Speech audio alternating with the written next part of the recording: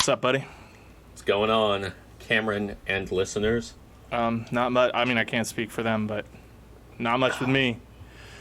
Drinking a Dr. Ugly.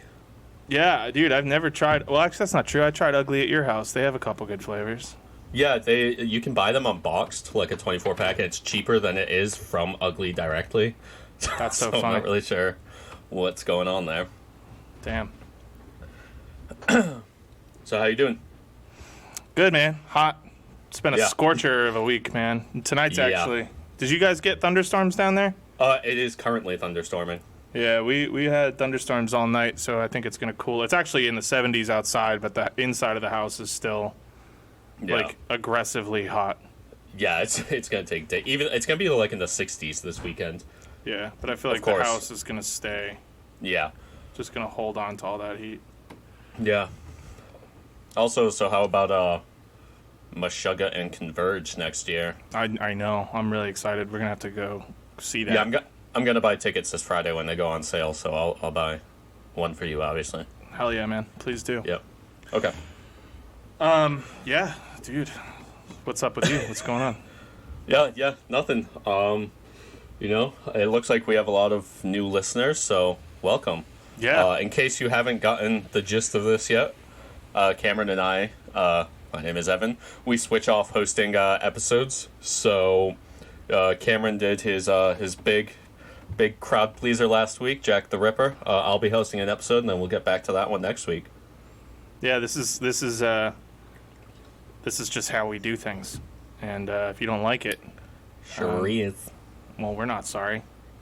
But yes, we'll be back to finish Jack the Ripper next week, so stay tuned for that. But we're if I'm not mistaken, we've got some slightly less bleak subject matter this week, which I think is a welcome change of pace.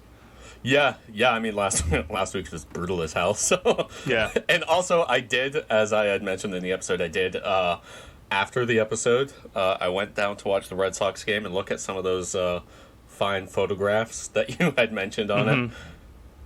Fucking brutal, dude. Yeah, a lot of them are just like headshots, which are still rough to look at because they're there's a couple that dead. It's just like the woman's just like laying there. Yeah, yeah, like, it's after the fact. It's tough. But did you see the one where it's like the full body shot? It's his last victim. I'm not sure which victims they were, but there was one where it was just hacked to absolute fucking bits. Yeah, that's the that's the one that I'm talking about. We'll talk about that next week, folks. You just hang tight, because if you thought it was going to get less bad, well, you were incorrect. Incorrect. Yeah. All right, well, I figured let's get right on to it then. Sure. Yeah, so for this week's episode, we'll be, it was actually funny. I kind of forgot how nice it was to just have, like, the book right there. Like, I had to go back and recultivate some sources and go through all that. It was nice just being able to pick up the fucking book. Right, and just read from Jeffrey. Yeah, just, like, read a few pages and summarize them. Read and summarize. That was real nice. I mean, that's like a full fifth of our episodes. Yeah, that's actually a good point. Yeah.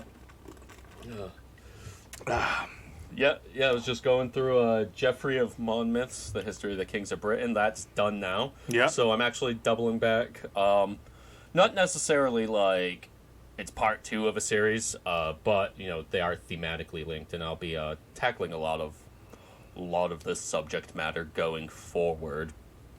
So a few weeks ago, back in, I think we did the episode in May. What was that sound? Was that our sponsor knocking? Yeah, I think it is. Let's hear from our sponsor. Okay. And if this sounds largely improvisational, don't worry, it's not. It's just the way that I read. Quick aside, there is somebody just setting off fireworks in the middle of a thunderstorm right now. That rocks, dude. That's the most New Bedford shit I ever heard in my life. Yeah. Anyway. So today's episode is brought to you by the King of Prussia Mall in King of Prussia, Pennsylvania.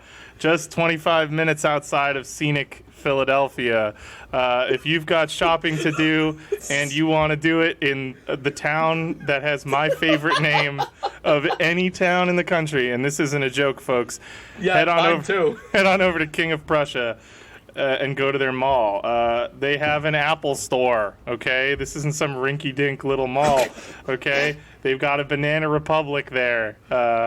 They do have a Chick-fil-A. I don't think you should eat a Chick-fil-A, but, I mean, if all the other stuff is closed, if you can't go over to their Chipotle, then go over to their Chick-fil-A. They've also got a... something called Fabletics, which I'm assuming is an athletics clothing store for an fancy... athleisure store. Yeah, athleisure for fancy women. Also known as the only thing I wear in the winter outside of work. Absolutely. Absolutely. Even sometimes at work. I mean, yeah, if you can get away with it, why not? Yeah, I definitely wear swishy pants in the summer. Fuck that. If you can go into Journeys and get some cool skateboarding shoes, or you can go into Jimmy Choo and get some fancy, expensive-ass shoes. My point is this. You really can't do better if you're looking for the quintessential American mall experience than heading on over to the King of Prussia Mall, a Simon Mall company. Run very well, and head on down. Yeah, we should try not to slander them all. No, yeah, it's a good-ass mall. And since it's a real place, I don't want to bring down the wrath of the Simon... What is it called? The Simon... I don't know. The Simon Property Group. We don't want them coming out to sue us. Yeah. But you should go shop at their mall. They can't be mad about me saying that. Yeah, true. Yeah. Jesus Christ, man. Are you fucking serious? One of my buddies I used to work with, he grew up near King of Prussia, and when I learned that there was a town named King of Prussia, well, I was really happy. Yeah, it's my favorite town name. The one time I drove through King of Prussia, I took a picture because I was so excited because I'd heard about it.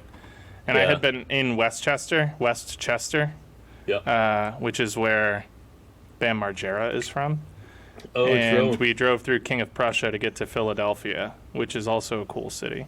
But yeah, it's Philly rules.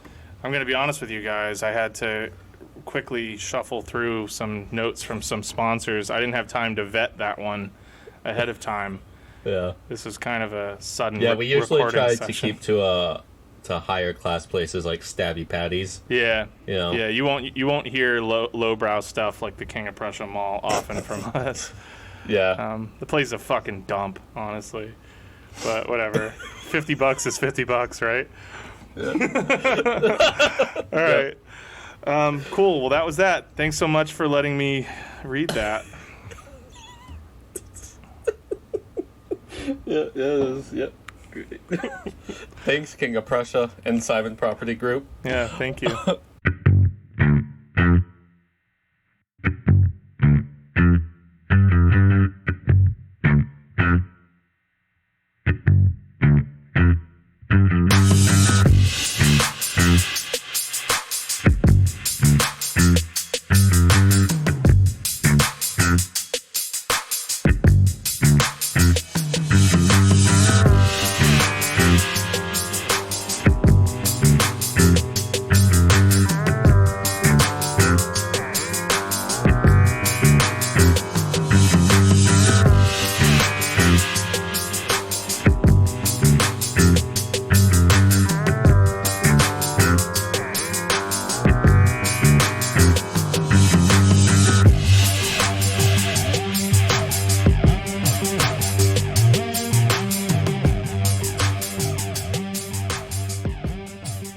Yes. So anyway, as I was saying before, the fireworks and King of Prussia came in. So a few weeks ago, I believe back in May, we released an episode about the Peruvian presidential election between Pedro Castillo and Keiko Fujimori.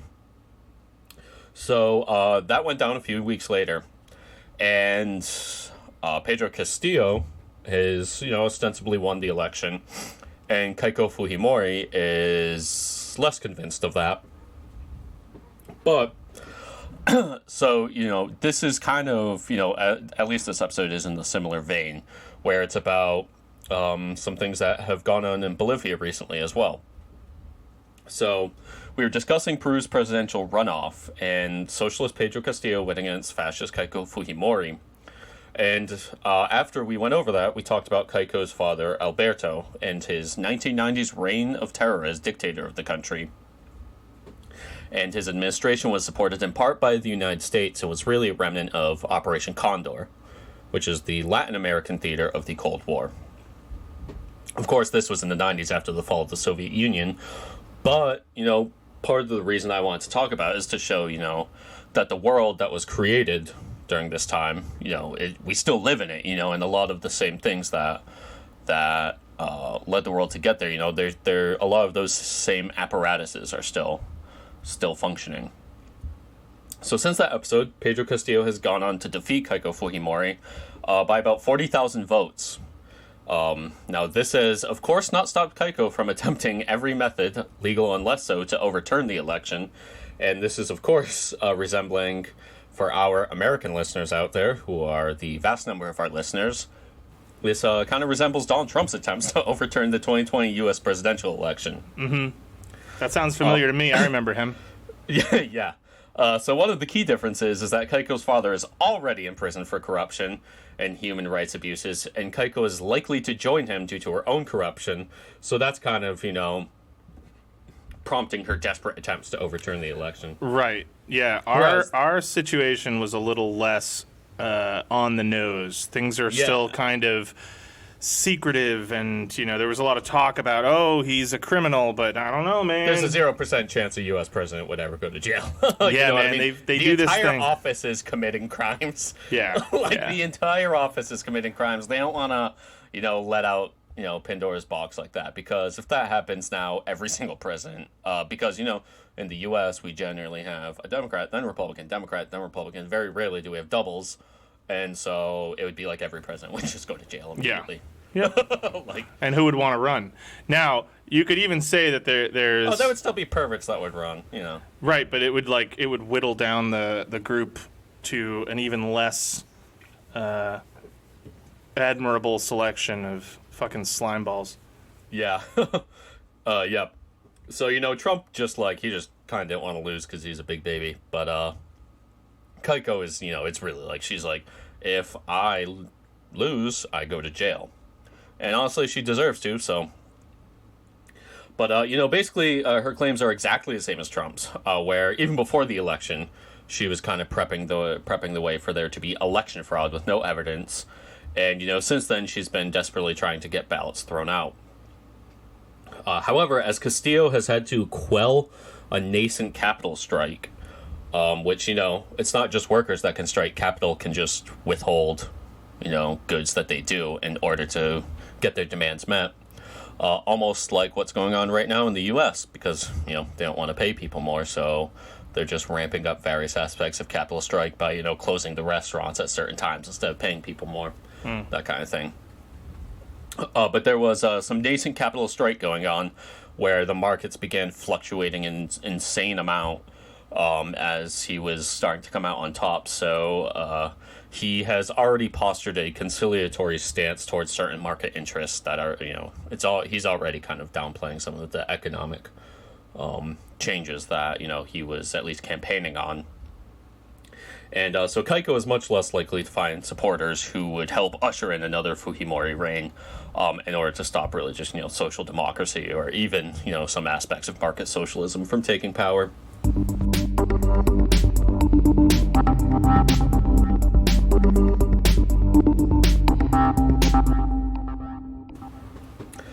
So in this episode, we will be looking at another South American country and their attempts at democratic socialism in the post-Cold War era.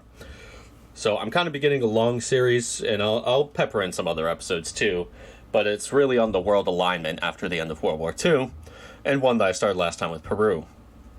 Today, I'll be looking at Bolivia, which, aside from a coup in 2019 that eventually folded, has been run by the MAS Party, or the Movement Towards Socialism, once led by Evo Morales, but now under the presidency of Luis Arce. So once we finish tackling this addendum to the Cold War with Bolivia and Peru, my goal is to go back to the beginning, with the end of World War II, and show the alliances, plotting, and subterfuge that set the stage for the Cold War, or what I think it should be more aptly known as World War III. The United States didn't just overnight become this monstrous behemoth waging war and fomenting regime change and mass murder to protect its interests, but rather certain individuals in the government and the business world who thought we were fighting on the wrong side in World War II were quick to welcome the Third Reich into the new order the United States wanted to build to achieve world domination. It would be this new order at the top, and the only way to get to that point would be over the corpses of every country that had any Danes of throwing off the yoke of American foreign capital in order to claim their natural resources for their own citizens. My goal is not to try and convince all of you fine listeners to become good little socialists and communists. It's to show how the world was built as is today and how the United States never gave up this fight. Cold War was not a war against the ideology of communism or a desperate attempt to stop a non-existent Soviet plot to control the world, but rather it was a deliberate attempt to export slavery to other countries for American multinational corporations with a bloodlust for ever-increasing profits in a finite system that demanded these companies be able to control every single resource across the globe. With all that being said, let's travel to Bolivia in the year 2006. Let's. All right, so Bolivia's movement towards socialism, political instrument for the sovereignty of the peoples called MAS IPSP, or more often simply MAS or the MAS, is a left-wing political party in Bolivia that was founded in 1998 and is led by former President Evo Morales. The party runs on a platform of left-wing populism and has a heavy focus on the indigenous communities of Bolivia, largely being intertwined with those communities. A major focus of the MAS party is the nationalization of Bolivia's natural resources, mainly its fossil fuels and lithium mines. Sweet, sweet lithium mines, man. So, Evo Morales was born in 1959 in the small village of Isayavi in the Oruro department. He is a member of the Aymara indigenous group and was Bolivia's first Native American president. Isayavi is a small mining village, but Morales herded llamas as a child and would serve in the military after graduating high school. He then moved with his family to the Chapare region and became a coca farmer, and he became active in the Coca Growers Union, being elected general secretary in 1985. Wow. Coca, baby. Yeah. For those of you who don't know, coca is how you make Coca-Cola. Yeah. And Nah, also it actually something that isn't used anymore, to be in Coca-Cola. It did Yeah. used to be. It's how you make marijuana out of the coca leaf. Yep. Yeah, so what they do is they run the marijuana through a prism, and when the light condenses on the other side, it's pot. And then you inject it, and as we all know, you can see God. Yeah. So anyway, I hope this ends with him in jail, because otherwise I'm going to be pretty upset. You're going to be pretty upset. So he was elected general secretary of his Coca Growers Union in 1985, and by the late 80s he was executive secretary of a federation of various Coca Growers Unions, although by the 90s the production was being suppressed with United States help. I assume because it is a precursor used in the production of cocaine. So, Evo helped found the MAS.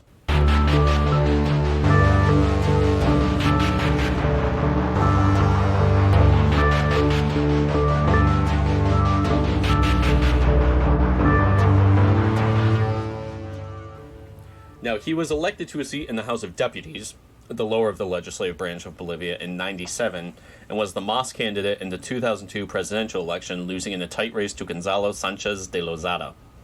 During the campaign, Morales called for the DEA to be expelled from the country. He would remain active in politics in the interim, including in helping to force a resignation of Sanchez de Lozada, whose successor, Carlos Mesa Gisbert, remember that name, would agree to consider changes to the U.S.-backed anti-coca campaign. Among Sanchez de Lozada's policies leading to his resignation was the Bolivian gas war from 2000 to 2004, which obviously started before he was president, and this saw, at one point, residents of El Alto and La Paz block the supply of fuel to the capital as a protest due to the selling off of gas to Chile for unfavorable prices.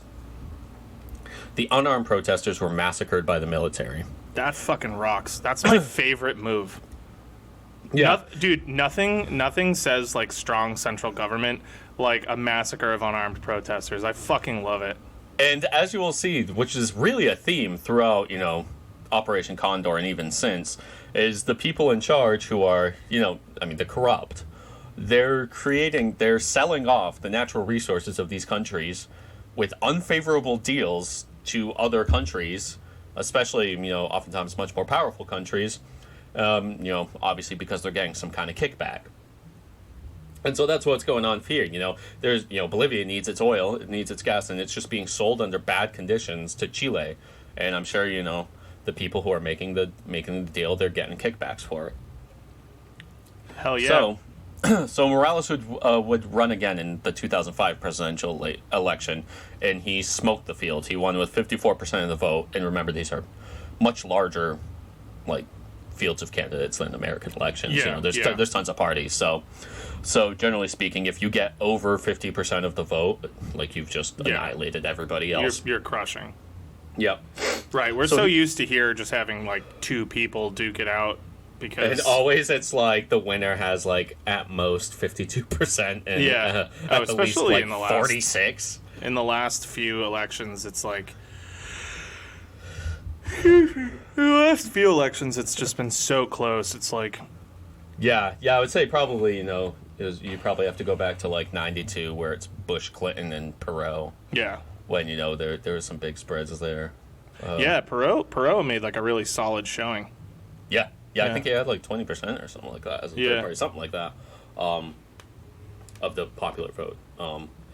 But yeah, so anyway, he's sworn in as the first president in over 20 years to win a majority of the national vote, and he took office in January of 2006.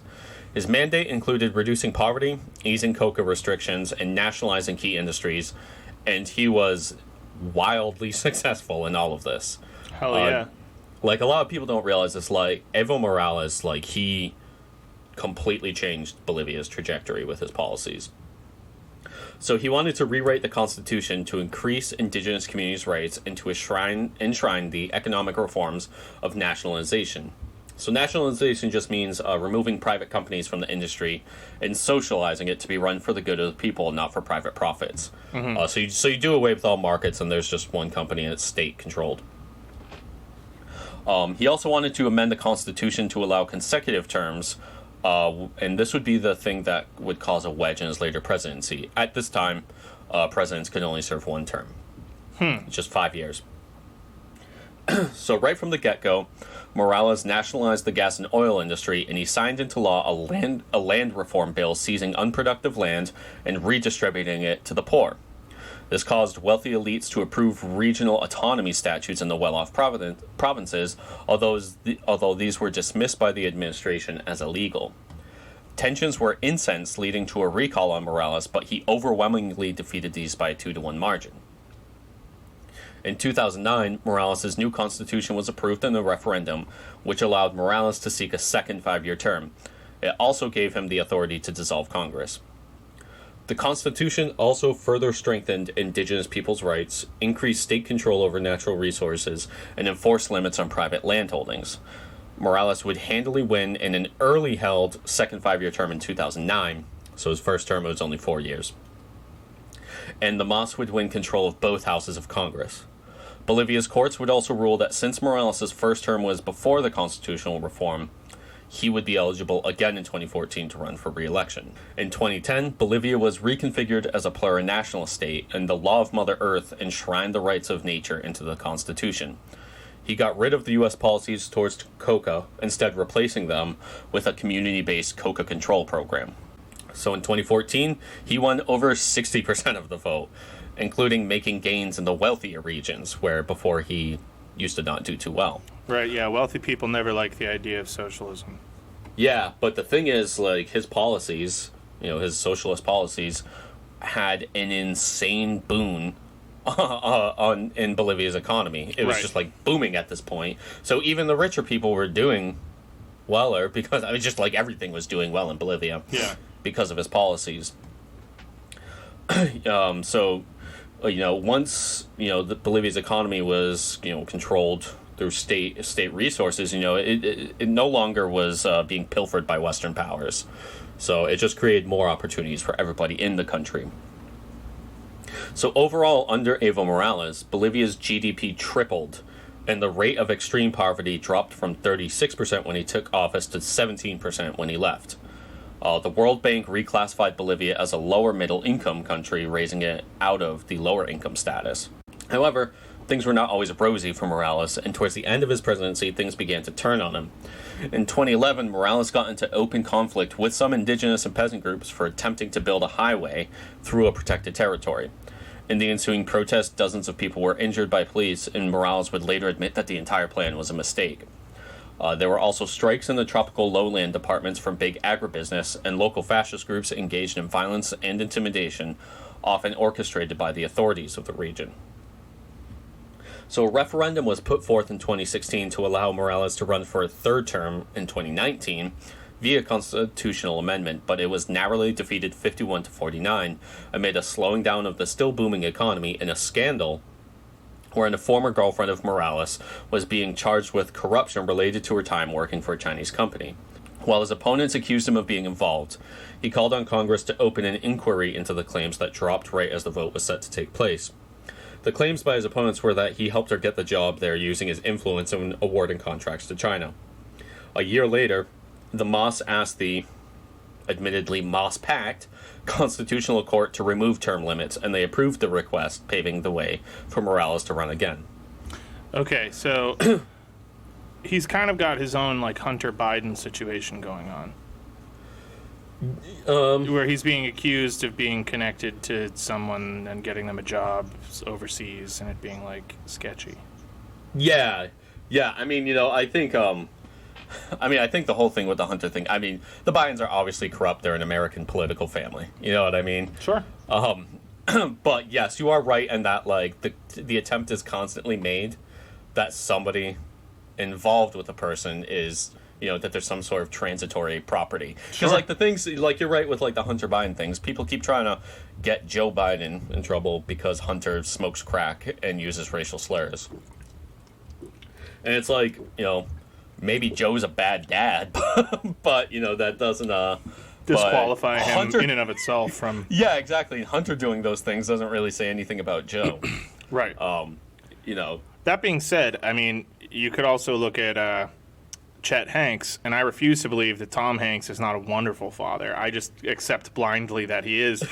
And sometimes... I mean, Colin is... I mean, the thing with Tom Hanks, he has one of every type of son. Yeah.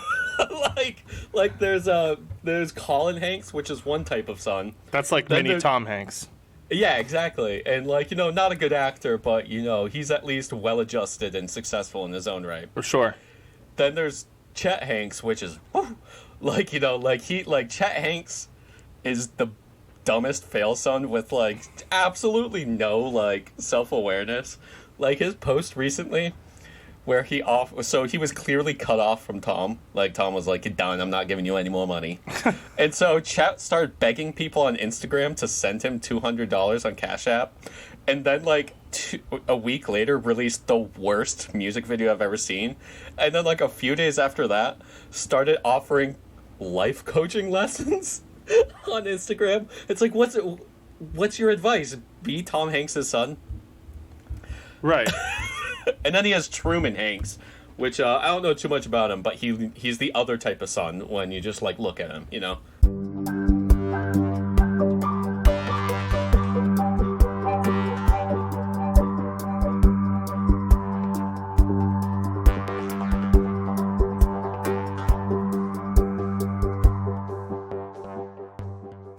But yeah, no, I do agree with you, though, that, it really seemed like, especially with the timing of that vote, Yeah. that, like, he just, like, somebody was just trying to tie him in some sort of, like, transitory property to Sure. Somebody else for corruption.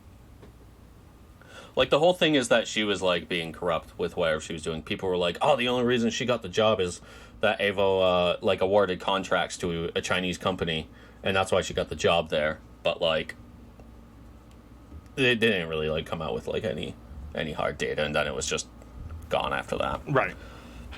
But yeah, so although, then there's the thing with the Moss Pact Constitutional Court, where it's like, hey, my buddies, will you remove term limits? So, I understand how that looks, and that's not great either. Well, that's the thing. Like, I was going to say, I think there are some legitimate, I don't want to go so far as to say, like, red flags, but he did do some things that you see when people try to seize power, sort of absolutely. I mean, he was taking, like, authoritative control. Sure. But it's also because, he was doing it, and he was, like, just, like, the country was taking off under him. And it's, like, clearly, like, he didn't want, like, authority for its own sake, but it's rather, he wanted to see the project through. Sure. So there's give and take. And with the benefit of hindsight, and I'm sure we'll kind of get to that seems completely evident to have been true. Exactly. I'm just saying, like, if you were to look at it as someone looking at this contemporaneously, it's like I can understand why there were some misgivings about the trajectory. But again, in hindsight, it seems pretty clear that Evo was legitimately acting with benevolent intent. Yeah. With where the story's about to go, that I think that'll become patently obvious. Yeah. So he's allowed to run again, and he runs on election night. And while after 80% of votes were counted on election night, Morales was in the lead, but he didn't have a majority. And you need at least a 10% lead over the next highest person without a majority in order to avoid a runoff. And he didn't. He was at like 8.5% or something like that.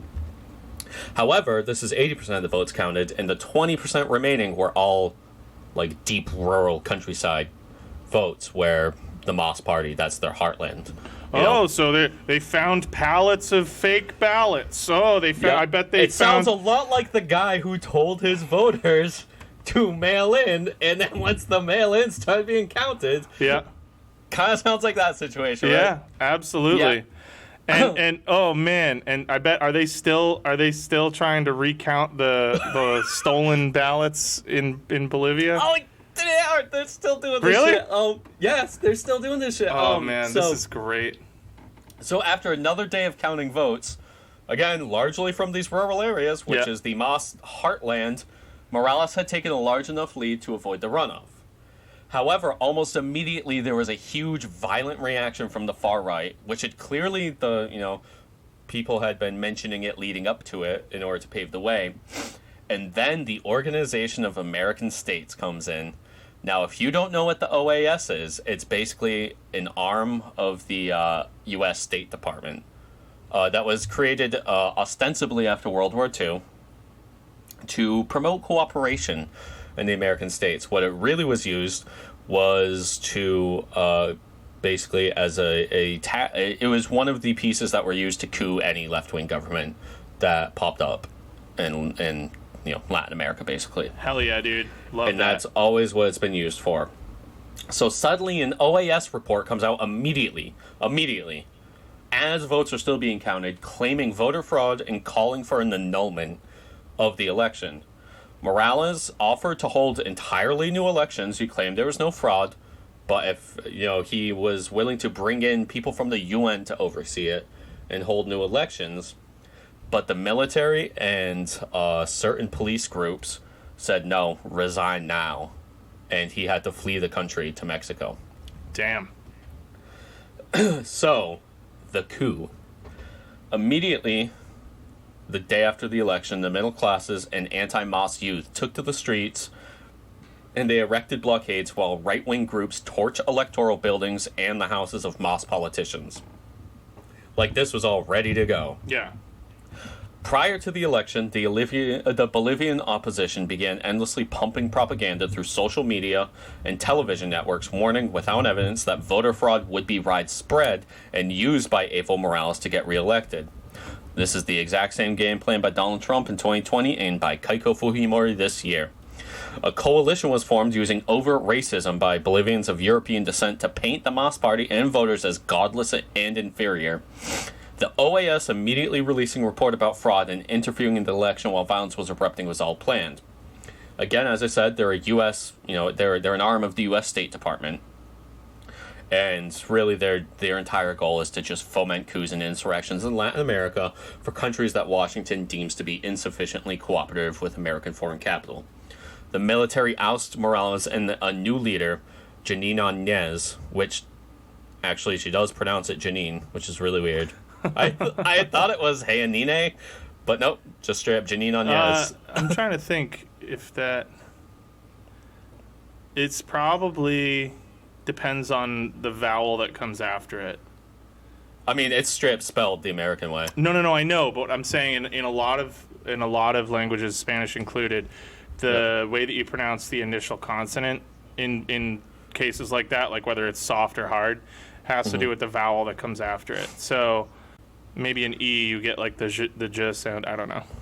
Well, I mean, I know a lot for like, at least for like baseball players. I remember there was a baseball player named Johnny Peralta, spelled Jhonny. Yeah. And he said that he was the only properly spelled Johnny to ever live. There's a minor leaguer for the Red Sox named Jost Nixon, who is, again, it's Jhost, Jost Nixon. What's his last name? Fucking Jost Nixon Garcia, maybe? No.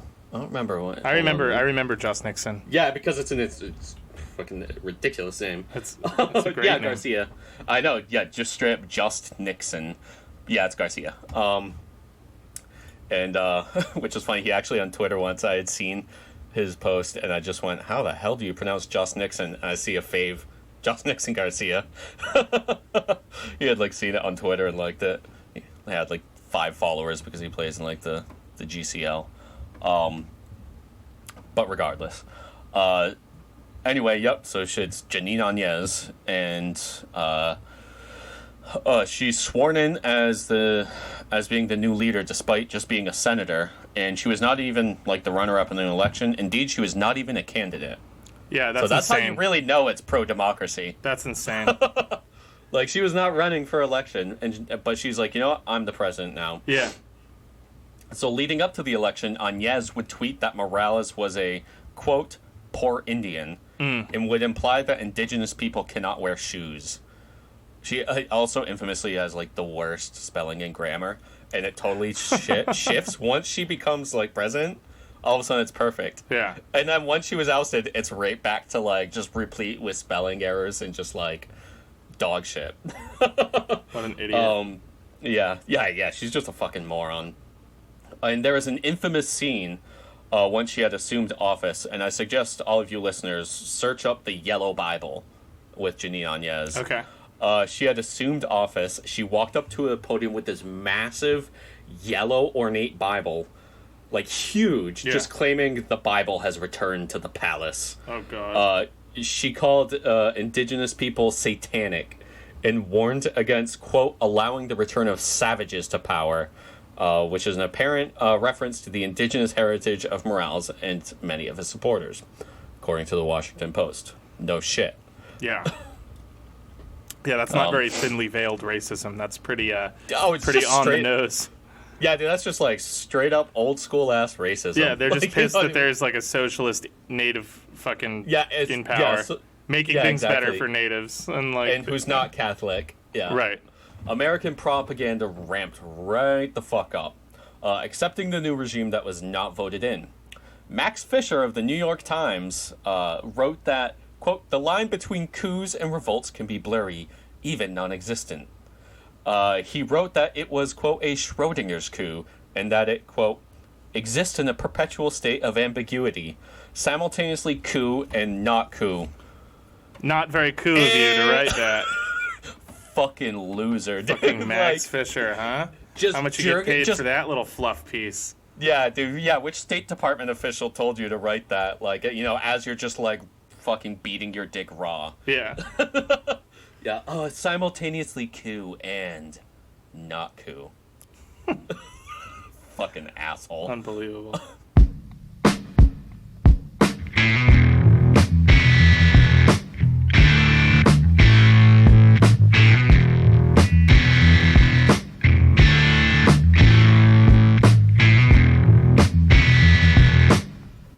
So, the U.S. press uncritically repeated the OAS claims that the voter fraud was legitimate and wholeheartedly supported the new government. Again, the government that was not in any way voted in, the party Áñez led won 4% of the ticket, and she wasn't on it. She was the second vice president of the Senate, not at the top of the ticket. But again, this is pro-democracy when, you're perverts at the New York Times or the Washington Post or, the U.S. State Department. So the biggest reason for the calls of discrepancy were because of the huge jump after election night. But again, these were in the deep rural areas, the Moss Heartland, and this is the exact same thing that Trump would claim in 2020 after Biden's vote total soared late election night. Once, the guy who had been telling people to vote by mail, once those ballots were cast and counted. So the OAS would, in November, I shit you not, release a supplemental in-depth analysis that found only up to a few hundred possibly tampered votes. That's it. That's all they found. But they reiterated their claims that there was rampant voter fraud and that the coup is pro-democracy. A few hundred. That's what their in-depth analysis found. So Representative Jan Schakowsky, Democrat from Illinois, asked the OAS if they were aware that the precincts counted in the later range of the election were from pro-Morales regions. The Center for Economic and Policy Research and an American research organization would further debunk the OAS report. By this point, the new racist right-wing government had begun massacring indigenous people in the streets protesting for the Moss Party. The CEPR would report that in November of 2019 was, quote, the second deadliest month in terms of civilian deaths committed by state forces since Bolivia became a democracy nearly 40 years ago. In December, a letter was published to the OAS from 133 economists and statisticians who pored over the data and refuted the claim of fraud. In July of 2020, top OAS officials brought before Congress could not give substantive reasons as to why they believed there was fraud. Overall, during this period of unrest, more protesters and bystanders were killed by the military than in the previous decade. Journalists, trade unionists, and students loyal to Moss were imprisoned and cracked down on by the new regime. So, somewhat shockingly, even the New York Times would reverse their initial reporting, now saying they doubted fraud had occurred. Further diminishing the coup regime was them continually delaying new elections whenever polls showed they would lose and the Moss would return to power. This happened like 2 or 3 times. An election finally was formally set for October 18th, 2020. 3 days beforehand, however, the MIT researchers that exposed the OAS fraud, they were in this letter, were suddenly contacted by the DOJ, the Justice Department, saying that they were looking for that the DOJ was looking for assistance related to the Bolivian election.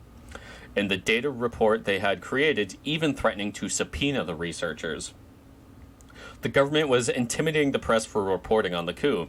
A former DOJ attorney reporting to The Intercept would shed some light, stating that this approach against the researchers would likely have come from very high in the DOJ and likely has very high level exposure. Earlier that year, Voz de America, a Spanish-language complement to Voice of America, had singled out the same researchers that were just contacted by the DOJ. And this implies, and during this article, they implied that these researchers could be charged over their analysis. The article quotes people from the coup government backing up that there could be harsh penalties for the researchers, even going so far as to make claims that Nicolas Maduro, president of Venezuela, was involved with the report. This entire event shows a link between the DOJ and the Bolivian coup government in attempting to keep the regime in power. So a lot of, right now, the ties between, America and this coup government, it's the OAS report. It's like kind of like all these like nudge, wink things. But suddenly now there are people in both the coup government and the DOJ talking about specific researchers and trying to intimidate them. It shows that there's definitely a connection between these two governments. So the coup government would claim election fraud would happen again. But the Moss soundly defeated them in a landslide, with Evo's protege Luis Arce winning the presidency with 55% of the vote.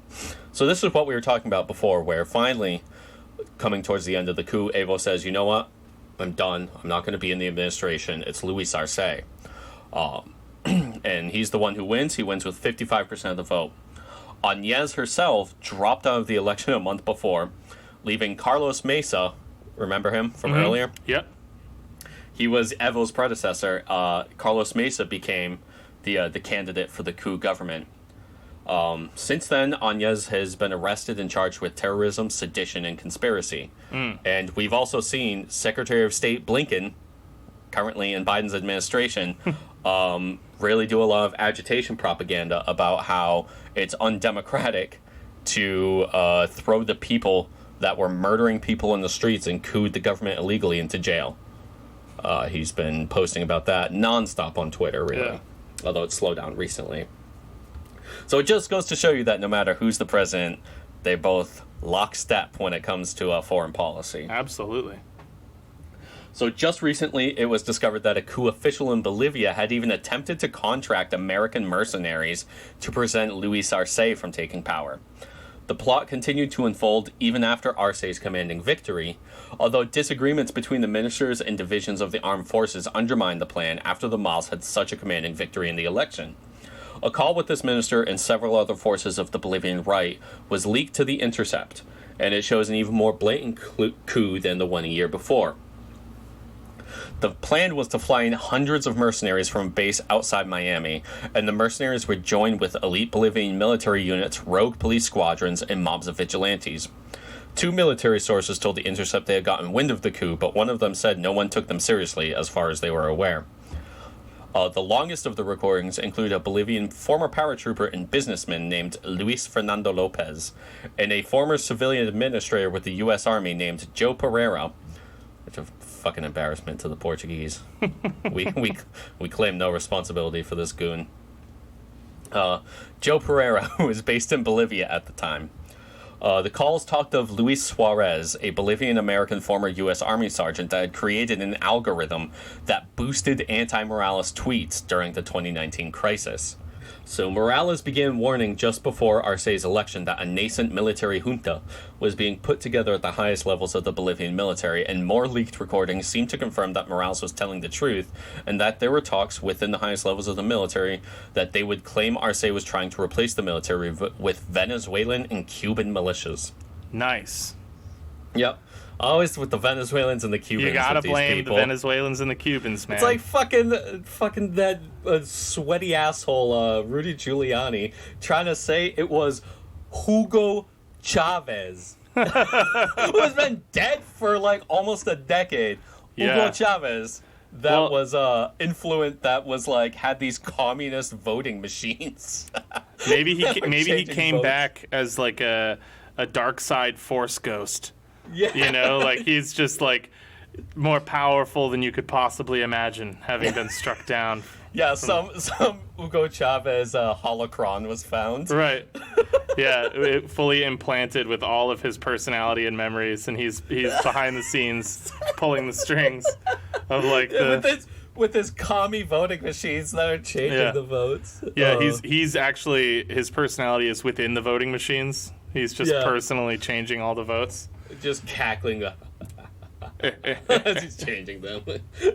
Oh man, fuck Hugo Chavez, man! Always trying to ruin everything in this great, beautiful democracy. Yeah. Although he does have like one of the most baller moments ever at some UN meeting where he held up a copy of Noam Chomsky's Survival or Hegemony. And was just, basically telling everybody in Latin America needs to read this book to, like, understand what the U.S. is doing. It was pretty baller. Yeah, he got a really bad rap here. Yeah, but he was the man. Yeah, it's worth revisiting Hugo. Yeah. Believe it or not, straight to jail. Even though he was the basis of that excellent bit. I think they were Venezuelan, right? Yeah, they were supposed to be from Venezuela. Yeah. Believe it or not, straight to jail. Straight to jail. You're stealing, right to jail. You're playing music too loud, right to jail, right away. You're driving too fast, jail. Slow, jail. You're charging too high prices for sweaters, glasses. You right to jail. You undercook fish, believe it or not, jail. You overcook chicken, also jail. Undercook, overcook. You make an appointment with the dentist and you don't show up, believe it or not, jail, right away. We have the best patients in the world. Yeah. Anyway, so during his time in power, this is Evo Morales again. A rift had formed with Morales and the military due to his support for Che Guevara, who was killed in 1967 in Bolivia with aid from the CIA. So Morales is openly wanting to create an anti-imperialist army. This angered a lot of the senior command in Bolivia that were U.S. trained. So they were always convinced that he was going to bring in a bunch of Venezuelans and Cubans to replace them. And apparently they were trying to foment this. So during these leak calls, Pereira then would claim, as opposed to before where it was just a few hundred Americans, that he could get 10,000 men raised for another coup, including American weaponry. The men from America had to be arranged so that they were private contractors and not representing Washington, hiding them through shell contracts. So David Shearman, one of the U.S.-based recruiters that was contacted, said the number was like patently ridiculous, as even at Blackwater's height in the Iraq War, they wouldn't have had that many men. Yeah. Yeah, you didn't need 10,000 men when, you were just massacring, like, gas stations in Iraq or something, Yeah. So overall, this poorly conceived coup plot appears to have not been backed by Washington and is more similar to the hysterical and botched coup in May 2020, which maybe I'll do an episode on one day, against Nicolas Maduro by former Green Beret-led mercenaries from America that claimed Trump authorized the coup, and, it failed basically immediately in the harbors of Caracas, with everyone killed or captured. Caracas, yeah. With everyone killed or captured. And, like, Telesur was, like, releasing on Twitter, like, pictures of their fucking U.S. IDs and, like their military IDs. And they, like, broadcast, like, the trial and shit like that. And these guys were like, Donald Trump authorized this. And, it was fucking hysterical. Still, if this one had gotten past planning into an attempt, it likely would have dwarfed the 2019 coup in terms of bloodshed, as stupid as it was. Stupid and poorly planned. It really honestly, just like a bunch of morons kind of just winding each other up about how cool of operators they were.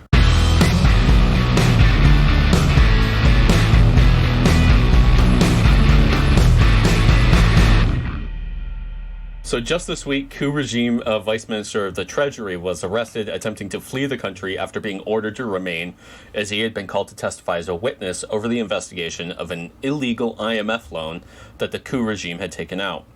Bolivia's constitution stipulates that any international loan sought by the government must be approved by the legislature, and after this $324 million loan was rejected, the coup regime took it out regardless. Stipulations of this loan force austerity measures on the country, something that tends to follow neoliberal policy and open the way for foreign capital. Once the MAS retook control, the entire loan was immediately paid off with interest in order to get out from under the restrictions.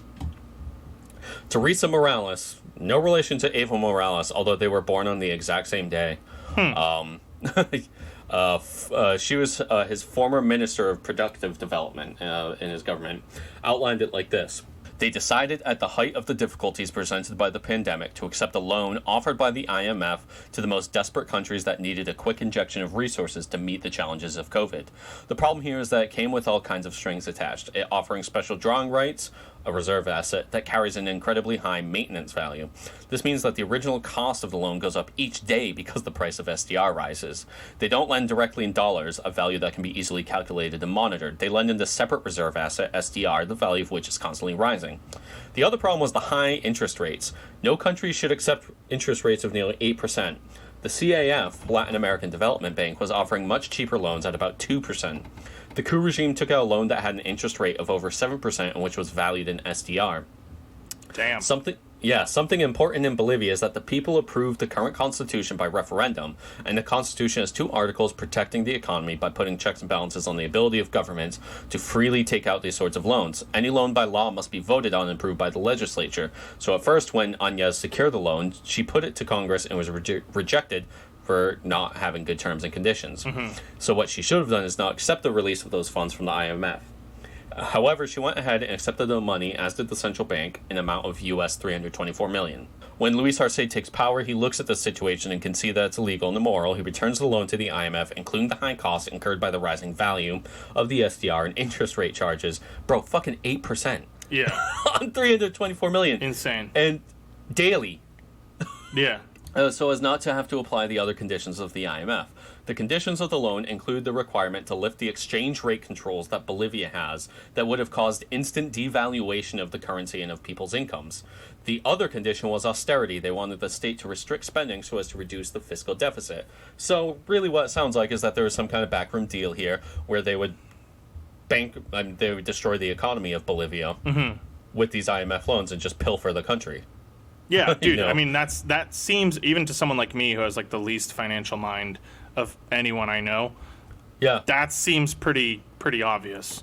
You get Bolivia cash strapped. Yeah. They can't fucking produce any money. They can't spend any money, and so American foreign capital comes in and says, "How about them fucking lithium mines? Let's take over those. Yeah. How about those oil reserves?" And now the only money they can get is from that. And obviously, fucking the entire reason that Áñez is in power is because she's willing to do this kind of shit. Right. Man, wow. Okay. That's some conspiratorial shit. That's some heavy shit. Yeah, anyway, yeah, right?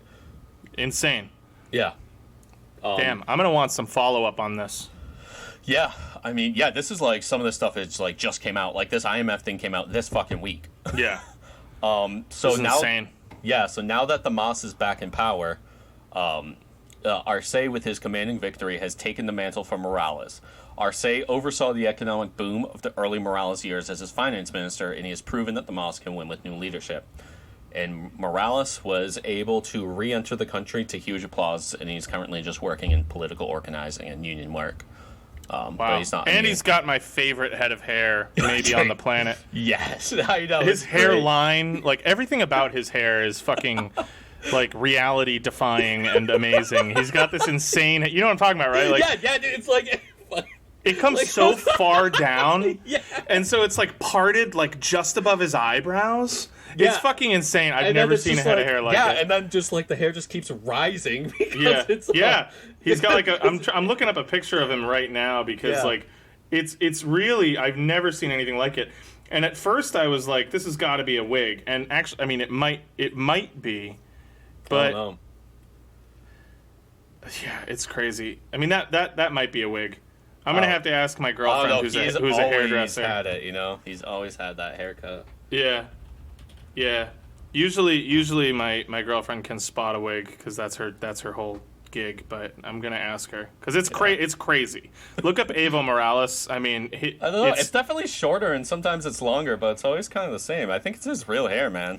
Yeah, and I mean, plus if he's an indigenous person, they're blessed with like beautiful forever hair. I feel like male pattern baldness is like way less common among indigenous populations. Yeah. So he might just be like this lucky man with like a gorgeous forever dark head of hair. Yeah, with like the hairline that most men dream of.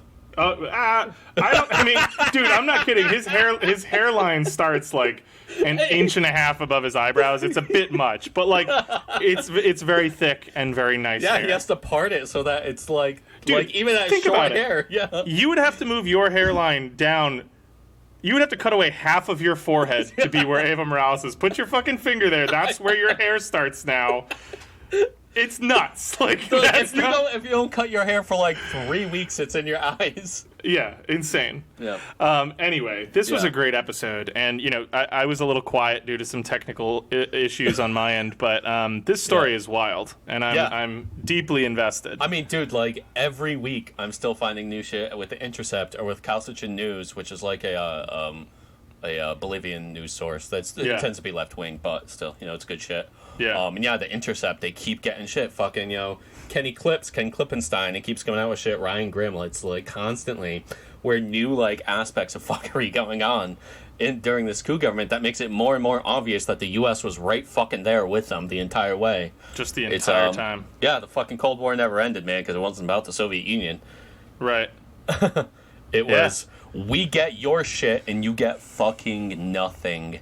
Nothing. Yeah.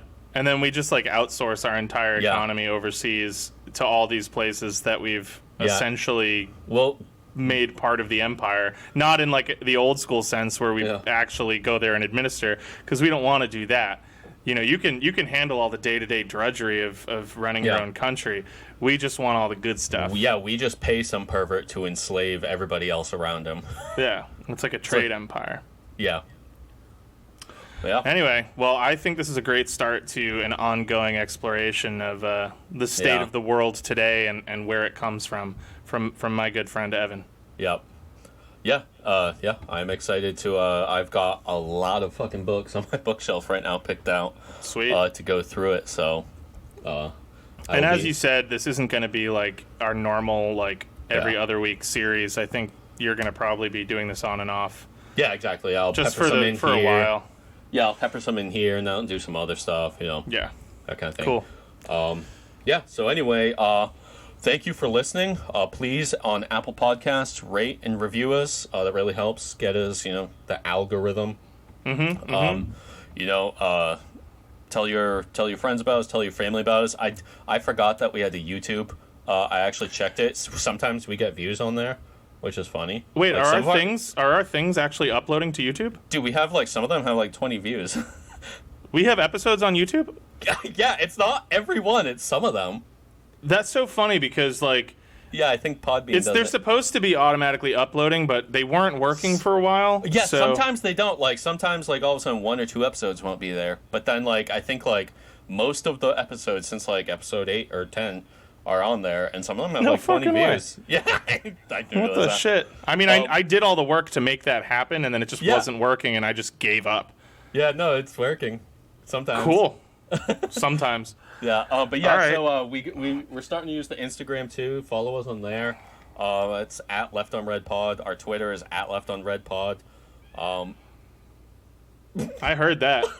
What the fuck? He needs attention. Yeah, what the hell, Kitty? I can't even see him. He's hiding in the house. Anyway, yeah. We'll also have links where you can find all the music that we generally use when we're not being shitheads and stealing stuff. Yeah. There's also, you'll know, my Jack the Ripper episode is all whatever. Anyway, but in case anyone's wondering if you've listened to that and you're like, what about the classic Morrissey song Jack the Ripper? You won't be hearing it because Evan and I don't fuck with neo-Nazis. We don't fuck with Morrissey. Whether or not it's a good song is irrelevant. We don't fucking deal with neo-Nazis. So yeah, we won't be stealing his music. Yeah, he can keep it. Yeah, he can keep his shitty, stupid ass music. All right, well, cool. Thank you so much, man. This was a great one. I loved it. Yeah. All right. Yeah. And so thanks for listening, and we will see you next time. Absolutely. Later. Peace.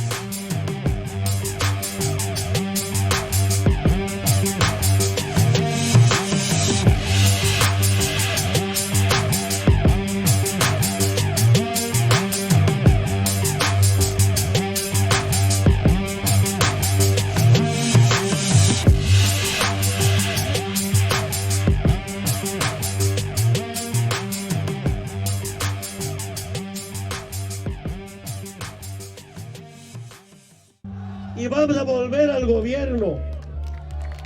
Vamos a volver al gobierno, no con armas como la derecha, no con balas como los racistas fascistas,